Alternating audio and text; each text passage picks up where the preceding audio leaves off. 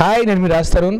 Please subscribe to YK TV. Uyyala Jampala ద్వారా తెలుగు చిత్ర పరిచయమే lover బాయ్గా తనకంటూ ఒక ప్రత్యేక ఇమేజ్ని ఏర్పరచుకొని తనకంటూ గుర్తింపు తెచ్చుకున్న హీరో రాజ్ తరుణ్ విశాఖలో సినిమా ప్రమోషన్ కోసం రావడం జరిగింది. ఏదైతే ఓటీటీలో దుమ్ము రేపుతున్న చిరంజీవి చిత్రం సక్సెస్ టూర్లో భాగంగా విశాఖ రావడం జరిగింది. ప్రస్తుతం మనతో పాటు రాజ్ తరుణ్ ఉన్నారు. ఆయన మాటలు అడిగి తెచ్చుకుని ప్రయత్నం చేద్దాం. ఎలా ఉందండి చిరంజీవి? ఓటీటీలో దుమ్ము దులుపుతుంది, అన్ని రివ్యూస్ కూడా బాగా వచ్చి అన్ని వెబ్సైట్లో కూడా మంచి రేటింగ్ కూడా జరుగుతుంది. అండ్ అప్ అండ్ డౌన్ చూసిన రాజ్ తరుణ్ మళ్ళీ కంబ్యాక్ అనుకోవచ్చు, ఎలా అనుకోవచ్చు?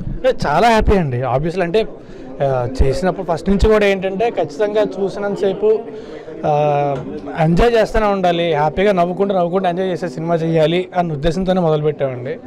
సో చేసేంతసేపు అదే ఉద్దేశంతో చేసాము. And I hoping that people like it. ఇప్పుడు రిలీజ్ అయ్యి ఇంతలా చూసి ఎంజాయ్ చేస్తున్నారు, ఇంతలా నచ్చుతుంది అంటే ఆబ్వియస్లీ వెరీ హ్యాపీ, చాలా హ్యాపీగా ఉంది.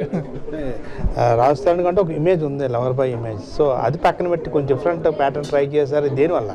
అలానేం కాదండి, నేను ఇప్పుడు ట్రై చేస్తూనే ఉంటాను. కొన్నిసార్లు పర్లేదు, కొన్నిసార్లు ఏంటంటే అవి ఇటు అవుతుంటాయి. But I always keep trying. నాకు ఇప్పుడు కూడా కొంచెం కొత్తగా ఏం చేస్తే బాగుంటుంది, కొత్త ఐడియా కానీ, కొత్త కంటెంట్ కానీ, లేకపోతే కొత్త వాళ్ళతో పనిచేయడం కానీ నాకు ఎప్పుడు ఇష్టం అది. మీ సుకుమార్ గారి మళ్ళీ ఎప్పుడు నడవబోతుంది, కొంచెం చర్చలు జరుగుతున్నాయి విన్నాం, ఎంతవరకు అది వాస్తవం? ఏమో అండి, నాకైతే తెలియదు. మరి చర్చలు జరుగుతున్నాయి, మరి నాకైతే ఐడియా లేదు ప్రస్తుతం. అంటే ఏదో అన్నారు కుమార్ ఇంటర్వ్యూ, నాకైతే అసలు ఐడియా లేదు దాని గురించి.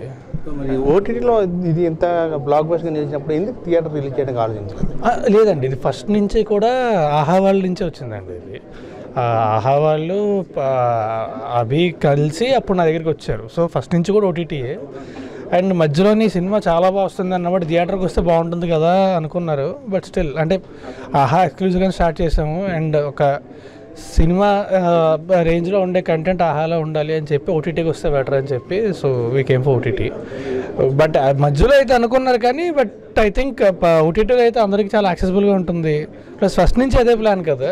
So I thought it's good. So అభిగారు అలాగే మేము కలిసారు. అభిగారు కథ చెప్పినప్పుడు జనరల్గా ఇప్పుడు జబర్దస్త్లో తనకంటూ ఒక ఇమేజ్ ఉంది. ఇప్పుడు వేణు తనకంటూ డైరెక్షన్ డిపార్ట్మెంట్ తీసుకొని ఒక బాలగో లాంటి సూపర్ హిట్ ఇచ్చారు. సో ఎలా నమ్మకం కలిగింది ఆ కథ చెప్పినప్పుడు, ఎలాగా ఒప్పించారు? ఒకటంటే హీఈస్ వెరీ ఎక్స్పీరియన్స్డ్ అండి. ఎప్పటి నుంచి ఇండస్ట్రీలో ఉన్నారు, ఈజ్ వెరీ ఎక్స్పీరియన్స్డ్. అండ్ జబర్దస్త్లో కూడా అతను చేసే స్కిట్లు కానీ అవి కానీ చాలా కొత్తగా ఉంటాయి. He does everything very well and is extremely talented. నాకు సో అది ఇప్పుడు నాకు చాలా it's always very positive thing for me. అతనిలోనే నాకు కథ చెప్పడానికి వచ్చినప్పుడు ఆహా వాళ్ళ ద్వారానే he came to me. And నాకు చెప్పినట్టు ఫస్ట్ బేసిక్గా పాయింట్ చాలా కొత్తగా ఉంది, అక్కడే ఇంప్రెస్ అయిపోయాను నేను. అండ్ దాంతో మొత్తం అంతా కూడా ఎంటర్టైన్మెంట్ ఏది మిస్ కాకుండా మొత్తం తీసుకొచ్చాడు. So I was very happy. మీ కెరీర్లో ఎన్నో బ్లాక్ బస్టర్లు చూసారు, సరైన హిట్లు చూస్తారు, అనుకోని సంఘటనలు కూడా మీ లైఫ్లో ఎదురైంది. సో ఎలా ఉంది, దాని నుంచి ఎలా బయటకు రాగలుగుతాం? జీవితం అంతే కదండి, ఒకే స్ట్రైట్లో వెళ్ళిపోతే బోర్ కొట్టేస్తుంది కదా, అంతే మామూలే. You just have to keep working అంతే. And you have to just keep trying to do better work. అంటే ప్రతిదీ కూడా ప్రతి సినిమా కూడా ఇంతకు ముందు సినిమా కంటే ఇంకా బెటర్గా చేయాలి, అది ఇంకా బాగుండాలి అని చేసుకుంటూ వెళ్ళడం అంతా. సో కెరీర్ మంచి నడుస్తూ ఉన్నప్పుడు ఇట్లాంటి అనుకోని సంఘటన ఎదిరినప్పుడు మీరు ఎలా డిస్టర్బ్ అయ్యారు, ఎలా బ్యాక్ వచ్చారు? అండ్ ఆ టైంలో మంచి కథ ఏమైనా మీ దగ్గరకు వచ్చినాయి? యాక్చువల్లీ ఇంకొక సినిమా షూటింగ్ ఆల్మోస్ట్ ఫినిష్ అయిపోయిందండి. అది యాక్చువల్లీ ఈ 21st రిలీజ్ సినిమా, అది పాంచ్ మినార్ అని చెప్పి. సో ఇది అవుతుంది, ప్రమోషన్స్ అవుతున్నాయి కదా, అయిపోగానే దాని ప్రమోషన్ స్టార్ట్ చేద్దామని యాక్చువల్లీ నిన్న స్టార్ట్ చేసాము. ఇందాకే రిలీజ్ డేట్ అనౌన్స్ చేసింది అంది. సో ఈ 21st వచ్చేస్తుంది ఆ సినిమా. సో అది కూడా ఫినిష్ చేసాను నేను. తర్వాత రామ్ బజరంగ్ అని సినిమా ఒకటి ఉంది. సినిమా అంతా షూటింగ్ అయిపోయింది, ఇంకా 2 సాంగ్సే మిగిలి. సో అసలు వర్క్ చేయడం అయితే అసలు ఎక్కడ గ్యాప్ ఇవ్వలేదండి నేను ఇప్పుడు కూడా. చిరంజీవి ఏదైతే ఉందో పార్ట్ 2 ఉందని అందరూ అడుగుతున్నారు, కామెంట్ కూడా చేస్తున్నారు. ఉందండి పార్ట్ 2 ఉందా ఏమన్నా దానికి?